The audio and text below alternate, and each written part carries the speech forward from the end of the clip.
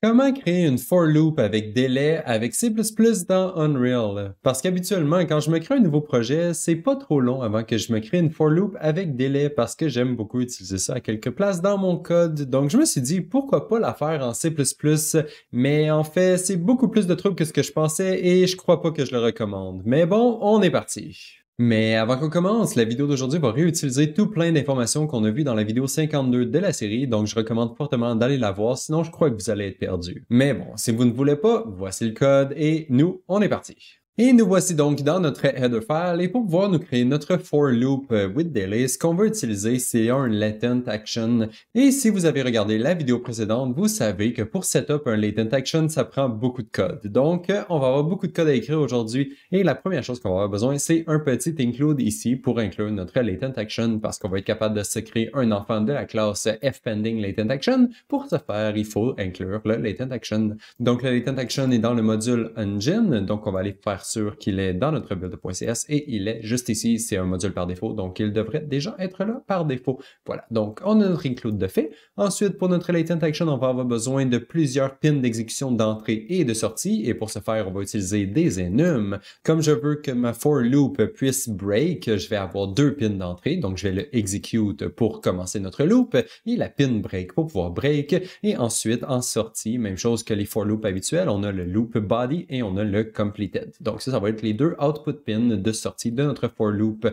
et c'est tout. Donc là, on a nos deux enums de créer. Ensuite, on va créer notre fonction. Donc ça, je vais le faire dans une function library que j'ai juste ici. Donc ma fonction va ressembler à ça. C'est une très grosse fonction parce que j'ai beaucoup de commentaires. Mais en bref, on a notre for loop with delay qui est juste ici. Donc static void for loop with delay. La fonction a besoin du world context pour pouvoir partir un timer. On a aussi besoin du latent info. Donc j'ai mon latent info juste ici. Ensuite, on a les pins d'entrée et de sortie. Donc, j'ai mes input pins et mes output pins juste là. Et ensuite, tous les autres paramètres qu'on a besoin pour faire une for loop. Donc, on a notre first index, notre last index, le délai en chacune des itérations, ainsi que l'index de la loop actuelle quand on va triggerer notre loop body. Voilà. Donc, ça, c'est toutes les choses qu'on a besoin pour notre for loop. Ensuite, pour les uProperty qu'on a juste ici, faites sûr de toutes les avoir. Si jamais vous voulez avoir plus d'informations sur ces méthodes-là, allez voir la vidéo précédente parce qu'il y a quand même beaucoup de choses à dire. Et en fait, la dernière chose qui me reste à dire sur cette fonction-là, juste ici, c'est qu'elle est un petit peu différente de la for loop habituelle. Dans une for loop habituelle, on peut changer le last index pendant que la for loop elle roule. Et dans mon cas ici, ça ne le fait pas. Ça peut être une bonne chose, ça peut être une mauvaise chose, dépendant de vos besoins. Dans mon cas ici, j'ai décidé de le laisser comme ça. Ça fait seulement une copie du last index quand la fonction elle commence. Et ensuite, on utilise seulement ce last index-là tout au long de la for loop. Mais par contre, si vous voulez le remplacer, que vous voulez modifier le last index de la for loop pendant que la loop elle roule, faites juste utiliser un const int reft à la place d'un int et ça devrait fonctionner. Donc, juste ici, votre last index, utilisez un const int ref et ça va fonctionner.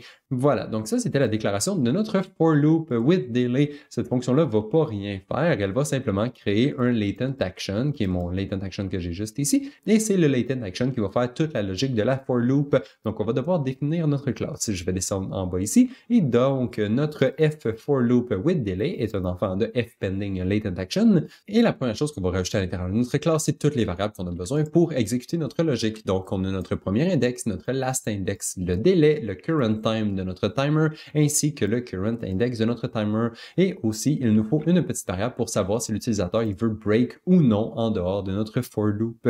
Vu qu'on ne peut pas appeler une fonction directement sur notre objet, on va devoir setter une variable et ensuite, lors du prochain update, la variable va être lue pour savoir si la for loop va être break ou non. Donc ça, c'est toutes les variables qu'on va avoir besoin pour setup notre for loop. On va aussi avoir besoin de se rappeler du latent action info. Ça, c'est ce qui va nous permettre d'appeler les bonnes pins d'exécution lorsque notre for loop se fait trigger. Faites juste la laisser là ici. Unreal a besoin d'avoir une copie de cette information-là, mais on n'a pas besoin de s'en soucier et finalement, on a besoin d'une variable de notre enum d'output pour savoir quelle pin d'exécution qu'on veut triggerer lorsqu'on veut triggerer notre flow blueprint. Voilà. Donc ça, c'est toutes les variables qu'on va avoir besoin. On en a quand même beaucoup, mais c'est relativement simple. C'est une for loop. Ça prend beaucoup d'informations quand même. Ensuite, je vais descendre parce que maintenant, on va faire notre constructeur. Donc ici, j'ai mon constructeur de mon objet. Donc f for loop with delay. On lui passe tous les paramètres qu'on veut lui passer en input juste ici. C'est les mêmes que notre fonction dans notre function library, on a tous les paramètres juste ici et on les passe à notre constructeur juste là. Une fois qu'on a passé toutes ces variables-là à notre constructeur, on va aussi resetter les autres variables qui peuvent être passées à notre classe. Donc, j'ai les variables juste ici. Donc, notre output par défaut, la valeur va être loop body parce qu'on ne veut pas appeler completed par défaut. Ça ne devrait pas rien changer parce qu'on devrait changer cette valeur-là dans notre code de toute façon. Le current index, lui, il doit être seté à first -1 parce que notre logique va faire plus avant d'appeler le flow blueprint. Donc, si on fait -1 en faisant plus, ça va être égal à first. Et finalement, notre current time, je vais la setter égal au timer delay par défaut. Comme ça va exécuter la première loop immédiatement. Ça ne va pas attendre un délai avant d'exécuter notre première loop. Si jamais vous vouliez avoir un délai avant votre première loop, vous pouvez simplement setter le current time à 0 et comme ça, il va y avoir un premier délai avant que votre première loop se fasse exécuter. Mais dans mon cas, je veux pas, donc je vais simplement le setter à mon timer delay, comme ça, il va exécuter immédiatement. Voilà, donc ça, c'est notre constructeur. Et finalement, il nous manque deux petites choses. Donc, premièrement, notre fonction qui va faire le update de notre logique. Donc, ça, c'est à l'intérieur de cette fonction-là qu'on va appeler les pins d'exécution qu'on va appeler, donc soit loop body ou completed, dépendant de l'état de notre for loop. Cette fonction-là, c'est une fonction virtuelle qui se trouve dans le parent, donc il faut l'overrider juste ici. Donc, virtual void update operation, elle a besoin du response en input et on override évidemment. Et la dernière chose qu'on a besoin, c'est si on est dans l'éditeur, on peut ajouter un petit peu de texte en haut de notre for loop pendant que la for loop roule. Comme ça, si jamais on est en train de débugger dans l'éditeur, on peut voir le progrès de notre for loop et savoir c'est quand que la prochaine itération va se faire appeler. Donc, c'est pour ça ici, je me suis rajouté un petit peu d'informations à l'intérieur de la fonction getDescription. Donc, virtual fstring getDescription, const override, et à l'intérieur de ça, je vais retourner une fstring que je me suis bâti moi-même. Donc, j'ai les progrès de ma for each loop, donc de l'index actuel jusqu'au dernier index, à quel index qu'on est rendu juste ici, et ensuite le délai, la progression du délai pour savoir c'est quand que le prochain index va se faire appeler. Donc, délai, mon délai actuel versus le délai que je dois attendre entre chacune de mes itérations. Donc, voilà, ma string ressemble à ça et je lui passe évidemment toutes les variables qu'elle a besoin. Donc, current index, last index, current time et délai.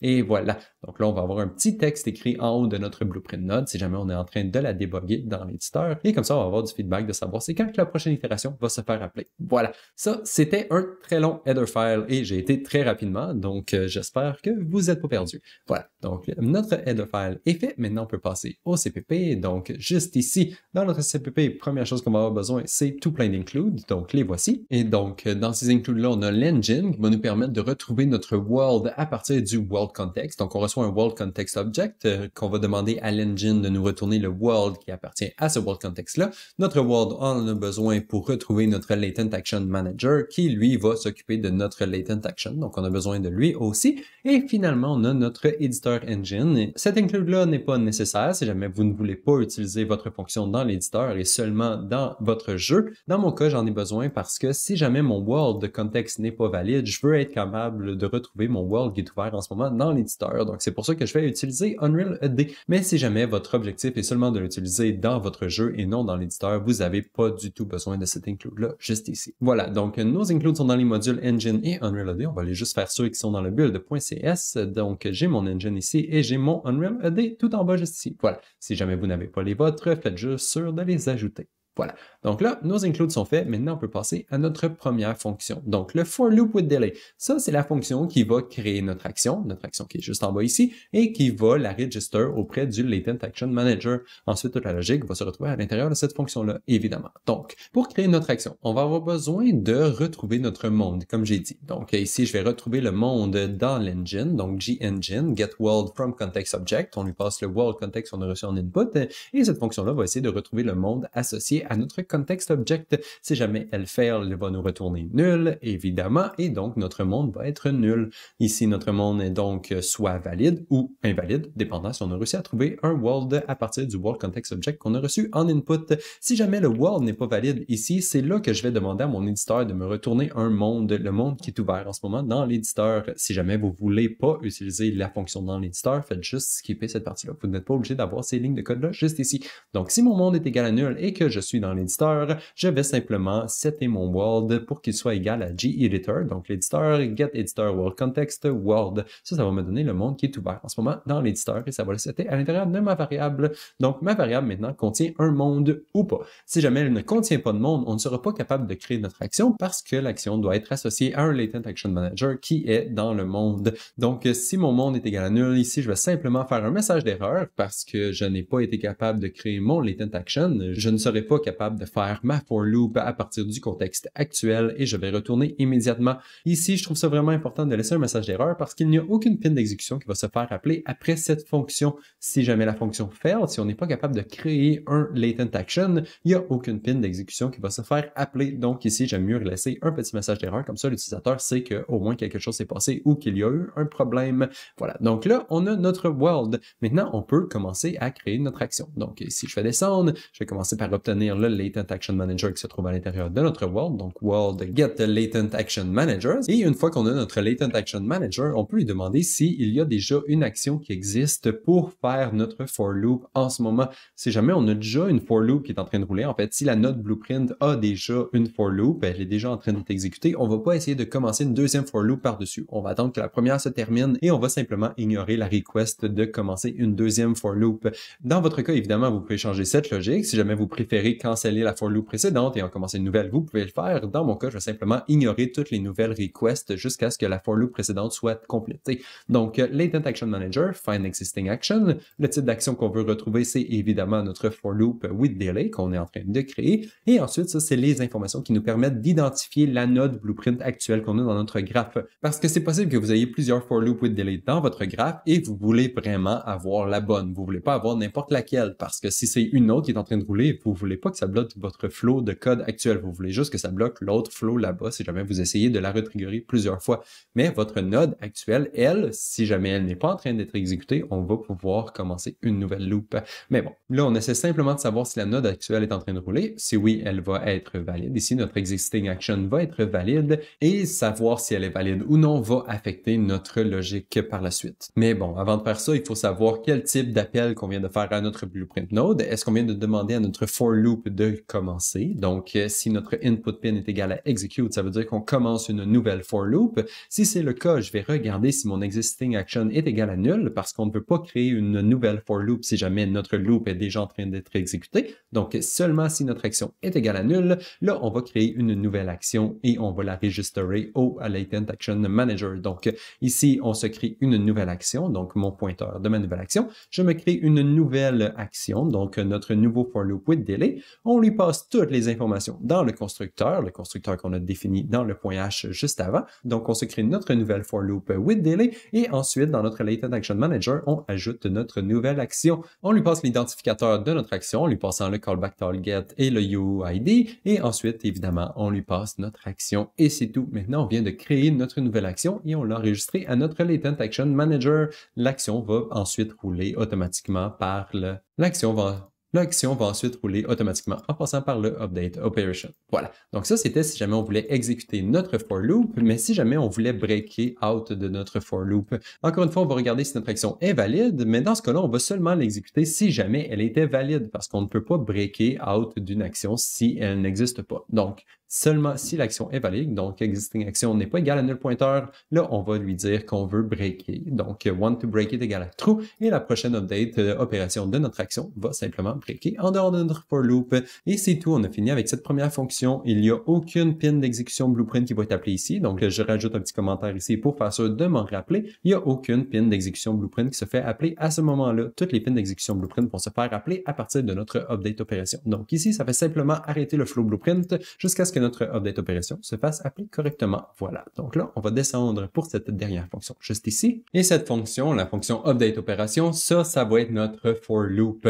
Donc, pour notre for loop, qu'est-ce qu'on va faire? Première étape, ça va être de regarder si notre for loop est complété. Donc, est-ce que je veux break out de ma for loop? Oui ou non? Si oui, on va break out. Et même chose, si jamais notre current index est plus grand ou égal au last index. Ça veut dire qu'on aurait terminé notre for loop parce qu'on incrémente nos index au tout début. Enfin, on va updater notre notre index tout de suite après. Donc, la prochaine fois qu'on va arriver à notre update operation, notre index va être déjà incrémenté. Et comme il est déjà incrémenté, ça veut dire qu'il aurait déjà été rendu à notre last index si c'était le cas. Et si c'est le cas, ça veut dire évidemment qu'on a terminé notre for loop. Donc ici, je vais simplement dire que mon output, c'est completed parce que j'ai terminé ma for loop, soit parce que j'ai break ou simplement parce que j'ai fini toutes mes itérations. Mais dans les deux cas, ça va être quand même completed. Et ensuite, je vais triggerer ma pin d'exécution. La façon qu'on fait ça, c'est en appelant finish and trigger if sur notre response.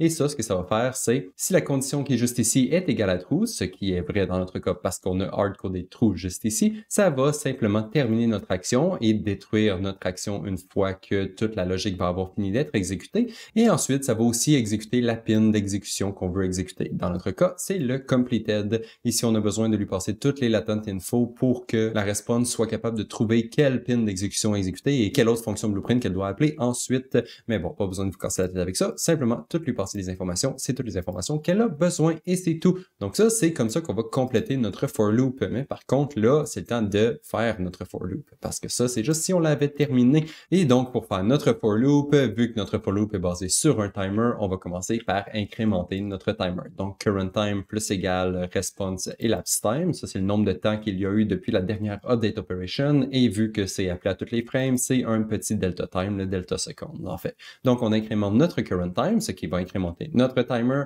Et avec notre timer qui est incrémenté, on va regarder s'il est plus grand que le délai, qui est le nombre de temps qu'on veut attendre dans chacune itération de notre for loop. Si notre current time est plus grand que le délai, ça veut dire que c'est le temps de firer notre update parce qu'on a dépassé le délai qu'on voulait. Et quand ça arrive, on va simplement décrémenter notre current time par rapport au délai. Donc, on redescend le current time à proche de 0. On incrémente notre index parce qu'on vient de passer à la prochaine loop de notre for loop. Et ensuite, on peut directement triggerer notre pin qui nous intéresse. Donc, la pin qui nous intéresse ici, c'est le loop body parce qu'on est en train d'itérer dans notre for loop. Donc, première itération, deuxième, troisième, quatrième. Ça va appeler le loop body à chaque fois. Et ensuite, ici, on va faire un simple trigger link. On fait pas un finish and trigger if parce que cette fois, on veut juste triggerer le link. On veut pas aussi arrêter notre action. On veut juste triggerer notre output pin. Donc ici, on fait simplement un trigger link et aussi, encore une fois, on lui passe toutes les informations qu'elle a besoin pour pouvoir triggerer la bonne output pin.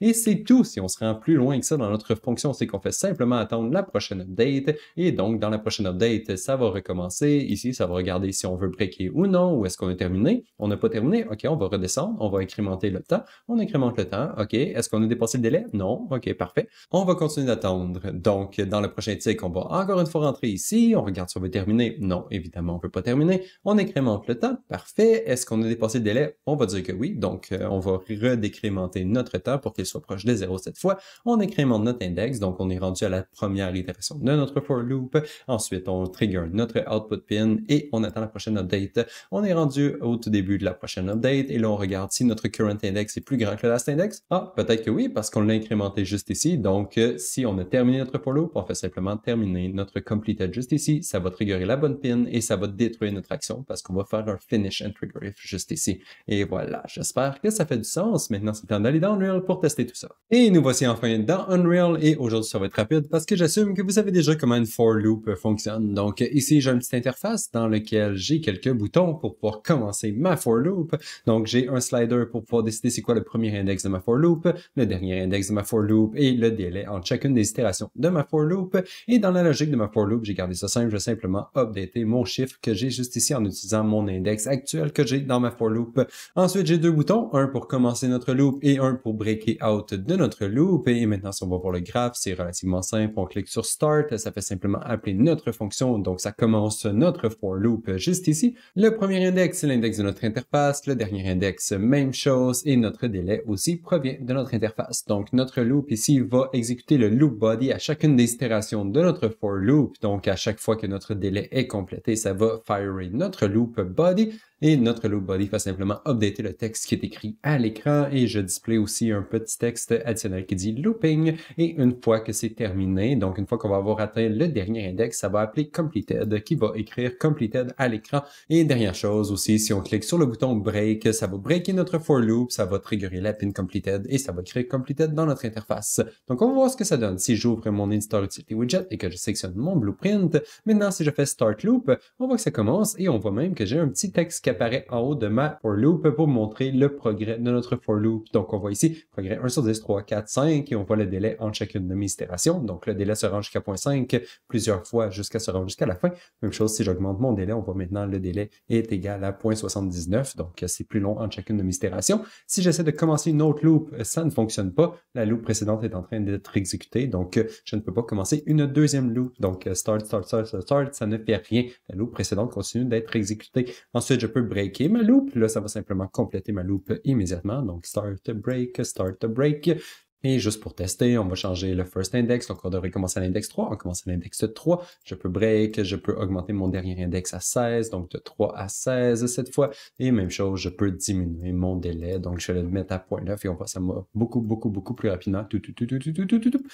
Et voilà. Donc, on voit que notre for loop avec délai fonctionne. C'était plus de trouble que ce que je pensais la faire en C++. Par contre, probablement que je vais continuer de la faire en Blueprint dans mes futurs projets. Mais bon, ça va être tout pour la vidéo d'aujourd'hui et on se revoit dans la prochaine. Bye bye!